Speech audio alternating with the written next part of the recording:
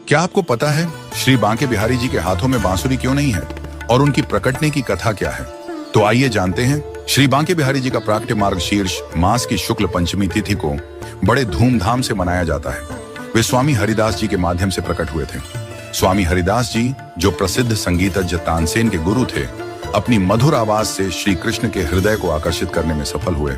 उन्होंने 12 साल तक निधिवन में भजन गाए और अपना पूरा जीवन बिहारी जी के चरणों में लगा दिया, जिससे श्री कृष्ण ने स्वयं श्री बांके बिहारी जी के रूप में प्रकट होने का निर्णय लिया। स्वामी हरिदास जी ने श्री कृष्ण और राधा जी के मिलनसार रूप को बांके बिहारी का नाम दिया। स्वामी हरिदास जी के गुरु स्वामी विशुद्धानंद देव जी ने स्वामी हरिदास को पहचान लिया था और कहा था कि वे राधा जी की प्रिय सखी ललिता का अवतार हैं।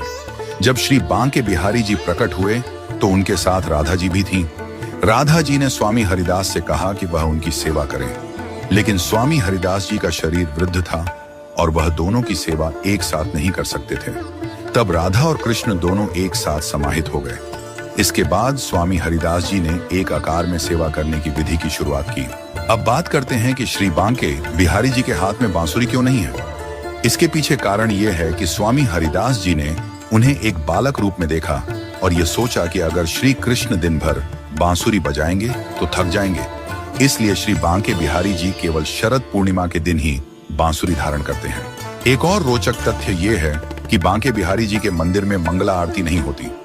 सामान्यतः भगवान के मंदिरों में सुबह सुबह मंगला आरती होती है, लेकिन बांके बिहारी जी के मंदिर में उन्हें जल्दी नहीं उठाया जाता। ये कहा जाता है कि रात को रासलीला करने के बाद भगवान को विश्राम दिया जाता है और इसलिए उन्हें सुबह जल्दी नहीं उठाया जाता। केवल जन्माष्टमी पर उनकी मंगला आरती की जाती है। आपने देखा होगा